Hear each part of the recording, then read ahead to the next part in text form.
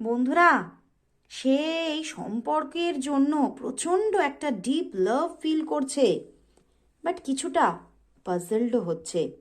নিজের মনের মধ্যে বারবার ভাবছে আমি তোমাকেই চাই, আমি তোমার সঙ্গেই একটা শুরু করতে চাই এবং একটা গ্রেট বিগিনিং, যে বিগিনিং আর কখনো কোনো দিনও পজও হবে না, শেষও হবে না। কিন্তু হঠাৎ হঠাৎ তার মনের মধ্যে কিন্তু এমন একটা অস্বাভাবিক চিন্তাভাবনা আসছে যে সে বুঝে উঠতে পারছে না সে কি করবে।